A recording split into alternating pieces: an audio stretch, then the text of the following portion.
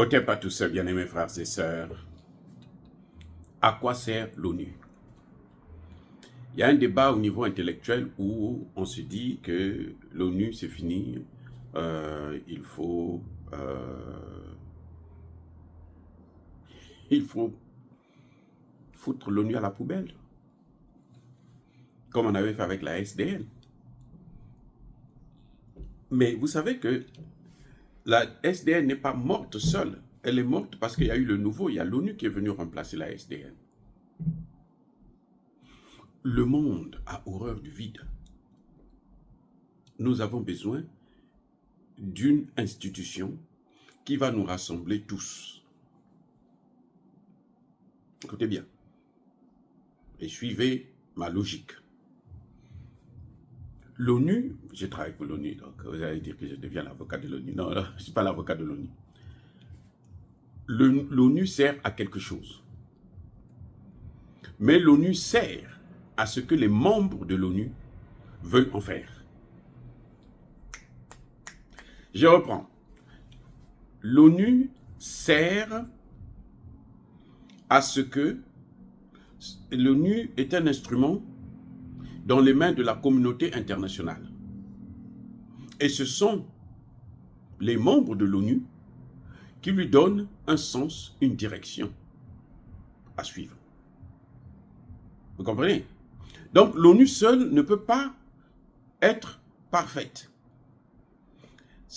Pour que l'ONU soit règle nos problèmes, il faut que les États membres puissent avoir la volonté de régler nos problèmes. C'est vrai que quand vous lisez la charte de l'ONU, vous avez un peu des contradictions. Dans l'article 1er, l'ONU vous dit, la charte vous dit que les règlements des problèmes, des conflits doivent se faire de façon pacifique. Oui. L'ONU vous dit même que il ne faut pas, aucun État ne doit s'ingérer dans les affaires d'un autre État. Mais quand vous allez à l'article 51, l'ONU donne l'autorisation par rapport à le droit à l'autodéfense d'utiliser la violence pour régler les problèmes. Donc c'est un peu ces contradictions-là. Mais il appartient aux États, notamment les pays membres du Conseil de sécurité, de donner un sens à l'ONU.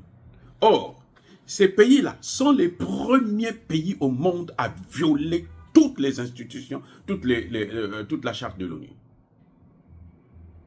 Je reprends. L'ONU dépend d'un certain nombre d'États, en particulier les membres du Conseil de sécurité. Les 5 qui ont le droit de veto, qui sont plus forts, et puis les 10 autres qui sont avec les 5, là, donc 15 États, qui peuvent prendre des décisions, en principe, pour sortir le monde dans des situations de crise. Vous voyez?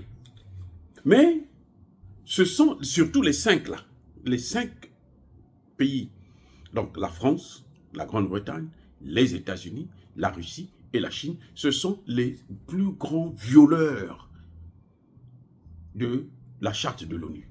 C'est-à-dire que ceux qui s'asseyent sur la charte, ils s'asseyent, ils piétinent la charte, ils marchent dessus, et puis ils s'en vont. En particulier, les États-Unis, la France et la Grande-Bretagne. Ce sont les spécialistes. Ce sont eux qui dévalorisent l'ONU.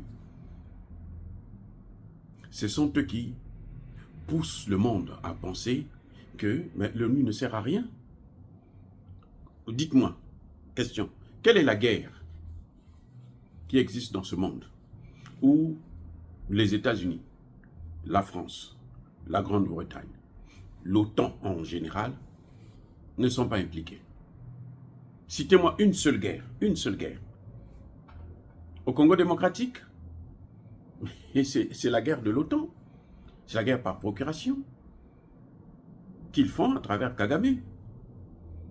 En Yougoslavie, oh là-bas, c'est même pas... Là-bas, ils n'ont même pas attendu une décision du Conseil de sécurité de l'ONU. Non, non, non, non, ils se disent, oh, le Conseil de sécurité, ah, on va te faire voir là-bas. C'est nous qui commandons. Là, on était maintenant dans le nouvel ordre mondial.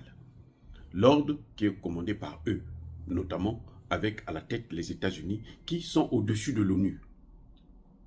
C'est pour ça que quand il y a une plainte du Mali contre la France, qui est en train d'alimenter le terreau en Afrique, notamment dans le Sahel, eh bien, l'ONU dit, non, non, non, on ne peut même pas vous écouter, vous ne devrez pas présenter les preuves, vous devrez seulement accepter, mourir, et puis faire ce que la France vous demande, parce que vous êtes une colonie française, et vous resterez colonie à vie. Comment, dans ce cas, on ne part pas dans la violence?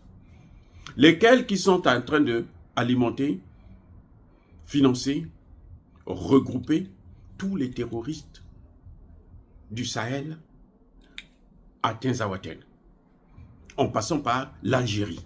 C'est lesquels? Mais c'est même l'ONU là. Les mêmes pays, États-Unis, France, Angleterre. Mais non, ils sont rejoints par d'autres pays de l'OTAN, comme le Canada, l'Allemagne, et tout qui finance, qui donne de l'argent, des moyens. C'est ça qui fait que l'ONU est en train de perdre sa crédibilité. Mais l'ONU en tant que telle, c'est une bonne institution. L'Ukraine va dire, moi j'ai le droit de me défendre par des armes. Ok, très bien.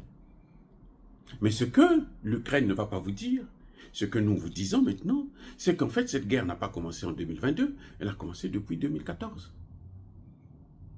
Où l'Ukraine est en train de massacrer ses populations russophones. Où l'Allemagne et la France ont signé des accords de Minsk avec la Russie pour retarder ce que nous sommes en train de voir aujourd'hui. Pour donner du temps à l'Ukraine pour s'armer, s'équiper, afin de faire la guerre contre la Russie. Les amis, mais c'est ça. Et ils vous disent que nous appliquons l'article 51. Mais c'est mal appliqué. Puisque c'est mal appliqué, eh bien, qui paye? C'est l'ONU. Donc, ça va de la crédibilité de l'ONU. Parce que l'OTAN a créé les conditions de la guerre en Ukraine. Vous voyez, ce n'est pas la Russie qui a fait la guerre comme ça. Poutine n'est pas fou. Parce que de toutes les façons, Poutine, même quand il intervient en Ukraine, Poutine ne fait pas comme l'OTAN fait. Vous avez vu ce que l'OTAN a fait en Yougoslavie? Ils n'ont épargné personne. Hôpital, école, cité, machin, résidence. Tout. On bombarde tout. Jusqu'à l'ambassade de Chine. L'OTAN a bombardé. Vous voyez comment ils sont? Après ça, ils sont allés en Irak, ils sont allés en Libye, ils sont passés partout. Quand, vous voyez, quand ils ont quitté l'Afghanistan, ils ont créé l'Ukraine. Avant même de finir avec l'Ukraine, ben on a créé le Moyen-Orient. On a embrasé tout le Moyen-Orient. Tout ça, c'est les mêmes pays qui violent la charte de l'ONU. Ils prennent des sanctions. Vous vous souvenez, vous avez déjà entendu parler de l'extraterritorialité de la loi américaine. C'est-à-dire que c'est une loi que les parlementaires américains ont votée, mais elle a une valeur au-dessus de la charte de l'ONU. Parce qu'ils peuvent se permettre d'appliquer cette loi dans n'importe quel autre pays. Comme si c'était une loi internationale, mais votée par eux, hein, par leur peuple, par leurs représentants. Mais c'est une loi internationale. Donc, même moi, quand je critique l'ONU, en fait, ce n'est pas l'ONU que nous devons critiquer en tant que tel. Puisque lorsque vous lisez la charte de l'ONU, vous avez par exemple le principe de non-ingérence dans les affaires intérieures d'un État souverain. Vous avez ce principe-là.